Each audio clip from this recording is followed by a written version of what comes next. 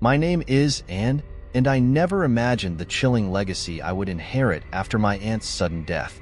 Her old, abandoned mansion, tucked away in the rural countryside, came into my possession with little explanation, driven by curiosity and a desire to learn more about the mysterious woman I barely knew.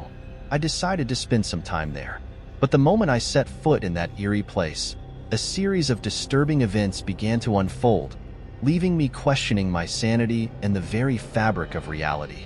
The day I arrived at the mansion, a sense of foreboding washed over me. The mansion, with its towering spires and decaying facade, stood like a ghost from a forgotten era.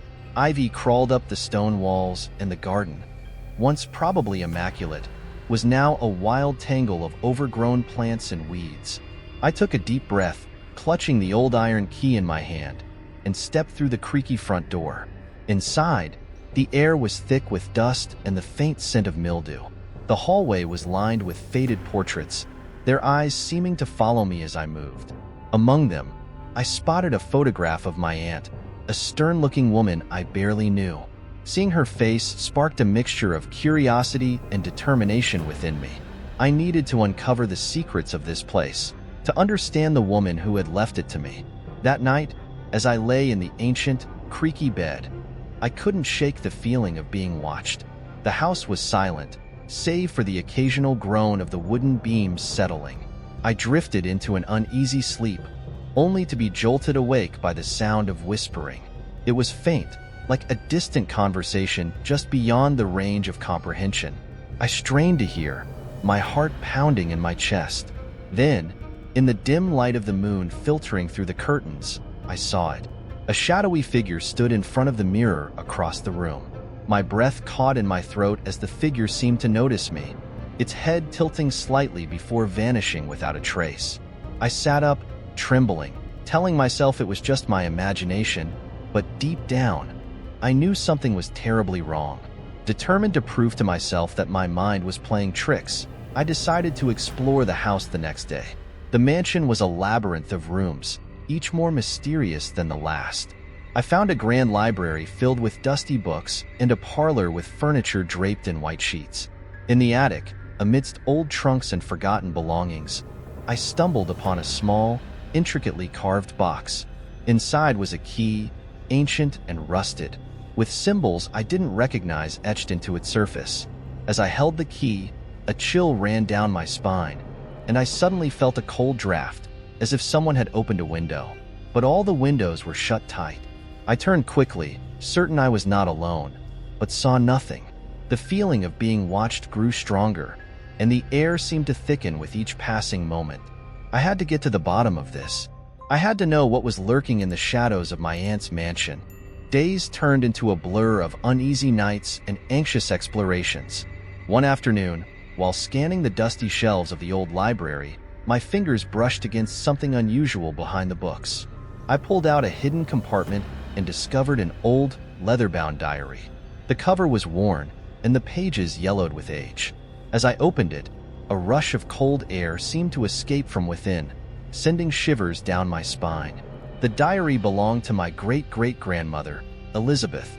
Her elegant handwriting detailed strange and unsettling events that had plagued the mansion for centuries. She wrote about whispers in the night, shadows that moved on their own, and a dark family secret that had been buried for generations.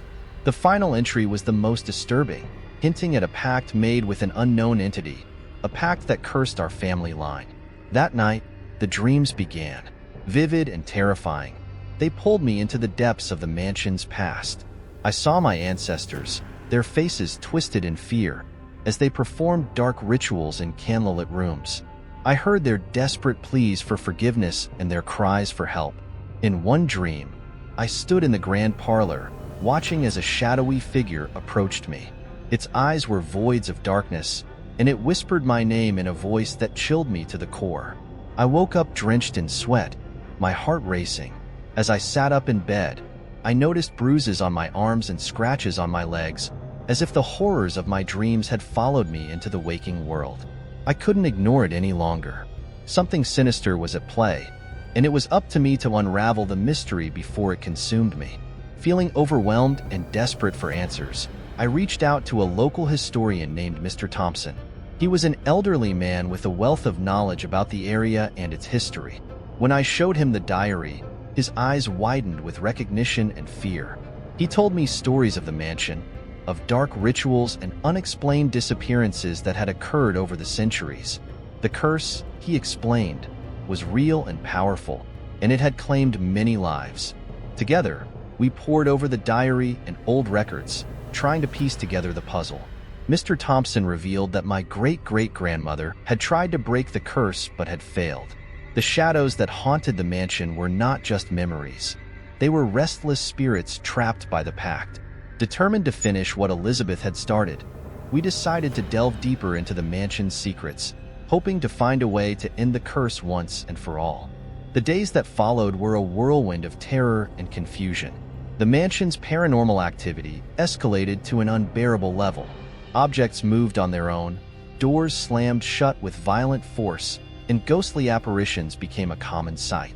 One night, as I was preparing for bed, I heard a loud crash from the hallway. I rushed out to find a vase shattered on the floor, pieces scattered in every direction. As I knelt to clean it up, a cold breeze swept through the corridor, and the temperature dropped abruptly. My breath fogged in the air as I felt an unseen presence looming over me.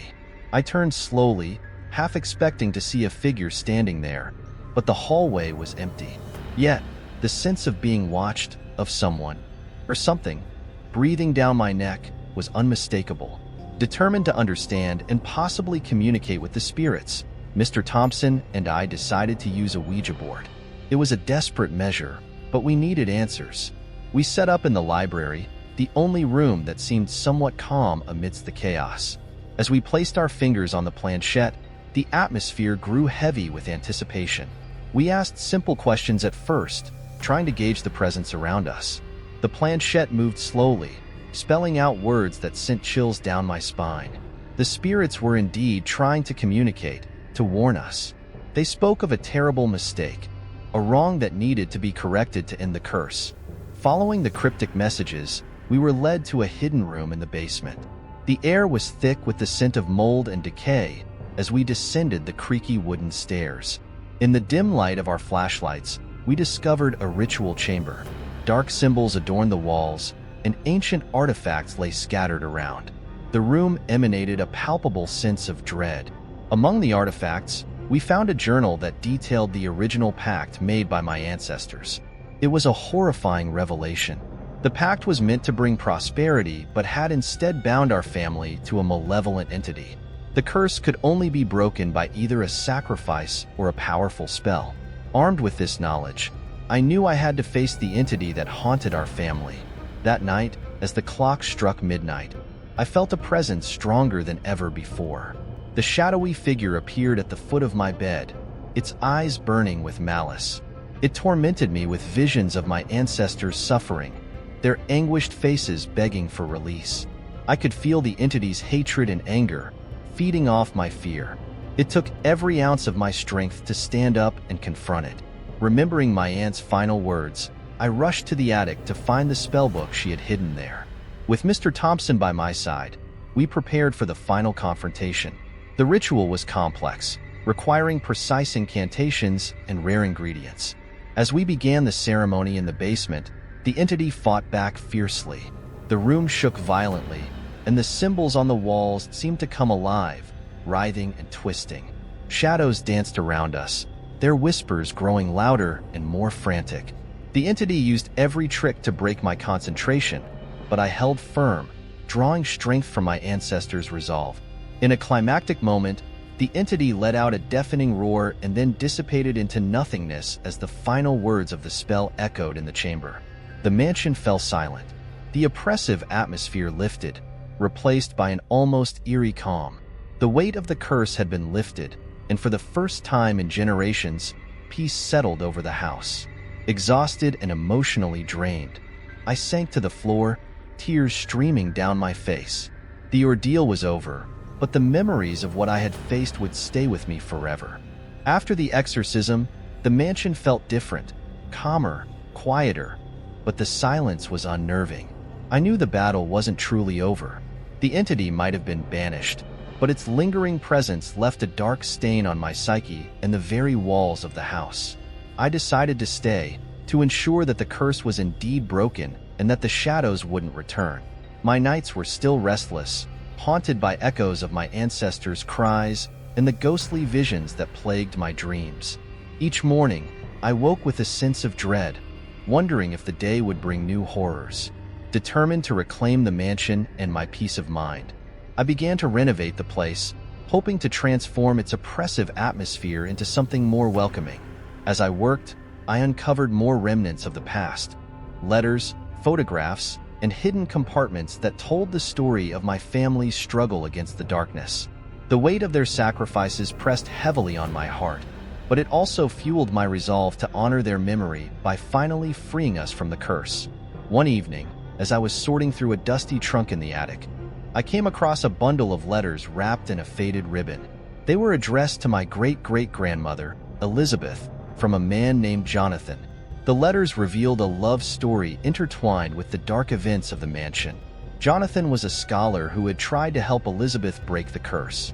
His final letter spoke of a powerful amulet hidden somewhere in the house, an artifact that could seal the entity away for good. With renewed purpose, I enlisted Mr. Thompson's help to find the amulet. We scoured the mansion, searching every nook and cranny. Days turned into weeks, and just as hope began to wane, we found it. The amulet was hidden inside a hollowed-out section of the grand staircase's banister, wrapped in cloth and covered in protective runes. Holding it in my hands, I felt a surge of energy, a connection to the strength and determination of my ancestors. That night, we prepared for a final ritual in the same basement chamber where I had first confronted the entity. We arranged the artifacts and lit the candles, chanting the incantations from the spellbook.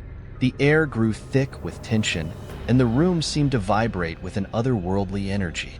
As the ritual reached its climax, the shadows in the room coalesced into the entity, its form more defined and terrifying than ever. It roared in fury, lashing out with tendrils of darkness that tried to snuff out the candlelight. But this time, I wasn't afraid. I held the amulet high, chanting the final words of the spell with unwavering conviction. The amulet glowed with a brilliant light, cutting through the darkness like a blade. The entity screamed, its form dissolving into nothingness as the light enveloped it. The mansion shook violently one last time, and then silence. The oppressive weight lifted, replaced by an almost surreal stillness. The curse was broken, the entity banished for good. I collapsed to the floor, tears of relief streaming down my face. Mr. Thompson helped me up, his eyes reflecting the same mix of exhaustion and triumph. We had done it. In the days that followed, I continued the renovations, but now with a lighter heart. The mansion, once a place of dread, began to feel like a home. I kept the amulet in a place of honor, a reminder of the strength and courage it took to break the curse. My family's legacy was no longer one of darkness and despair, but of resilience and hope. As I walked through the now sunlit halls, I felt a deep sense of peace. The spirits of my ancestors seemed to rest easier, their whispers of gratitude a gentle background hum. I knew that the mansion's story was far from over, but for the first time in my life, I felt ready to write the next chapter. The weeks following the final ritual were transformative. The mansion, which once loomed as a shadow of dread, began to feel like a sanctuary. With the curse lifted, I no longer felt the oppressive weight of the past bearing down on me. Instead, the air was filled with a sense of renewal and possibility. The renovations became a labor of love, each stroke of paint and hammering of nails a step towards reclaiming the legacy of my ancestors. As I restored the mansion, I discovered more about my family than I had ever known. Hidden in the walls, tucked away in old trunks, and beneath floorboards were letters, photographs, and journals chronicling the lives of those who had lived here before me. I felt a profound connection to them, understanding their fears, hopes, and resilience. Their sacrifices were not in vain, and I vowed to honor their memory by turning the mansion into a place of light and history. One sunny afternoon, while clearing out the overgrown garden, I stumbled upon a hidden family cemetery, long forgotten and consumed by nature. The gravestones were worn and weathered, but I could still make out the names of my ancestors. Kneeling beside their graves, I felt a surge of gratitude and peace. The curse that had tormented them for generations was finally broken, and they could rest in peace. I spent hours cleaning the gravestones, planting flowers, and creating a serene space to honor their memory. The local community, once wary and filled with superstitions about the mansion, began to visit. Mr. Thompson spread the word about the curse being lifted, and people came to see the transformation for themselves. They shared their own stories and offered to help with the restoration. What once was a symbol of fear became a beacon of unity and renewal. During this time, I found another journal, one that my aunt had kept. Reading her words, I discovered that she had spent her final years trying to protect me from the curse.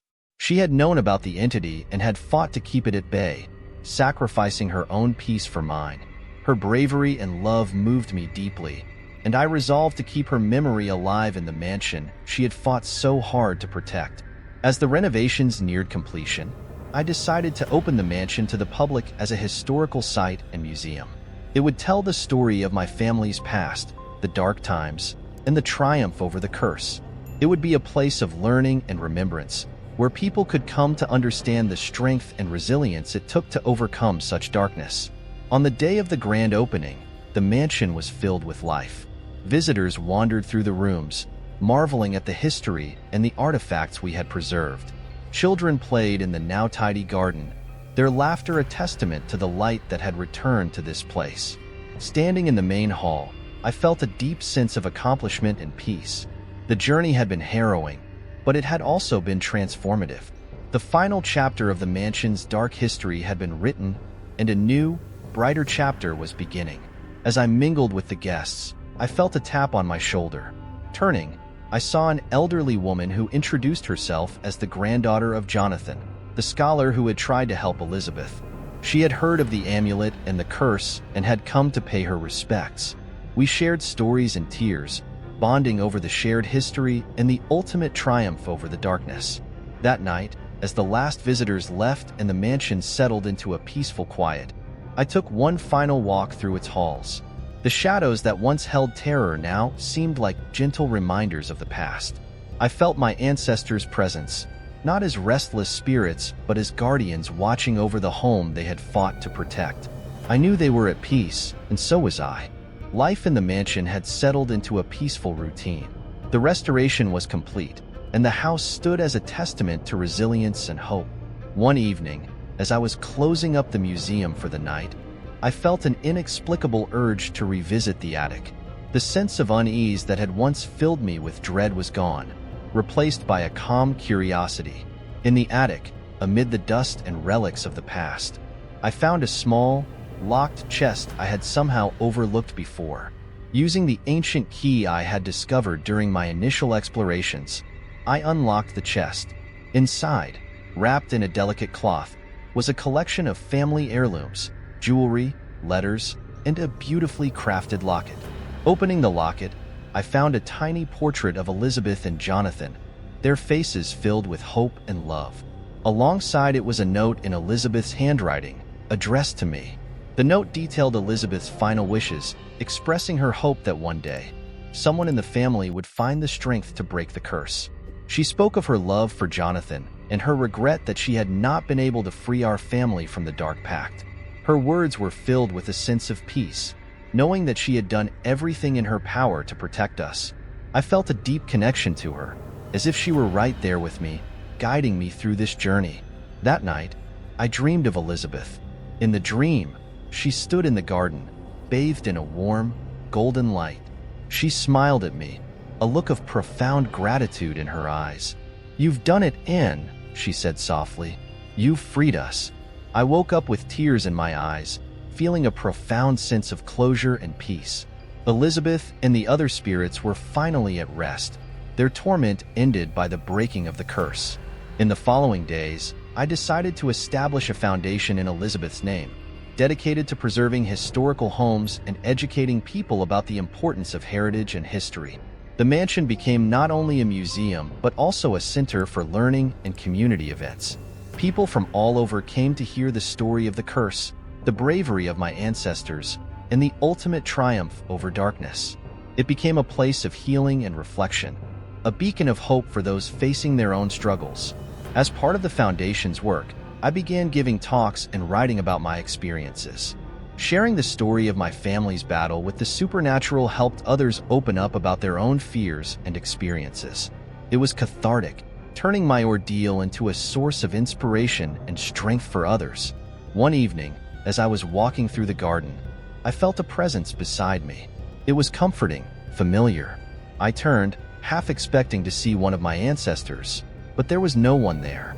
Still, I knew I wasn't alone.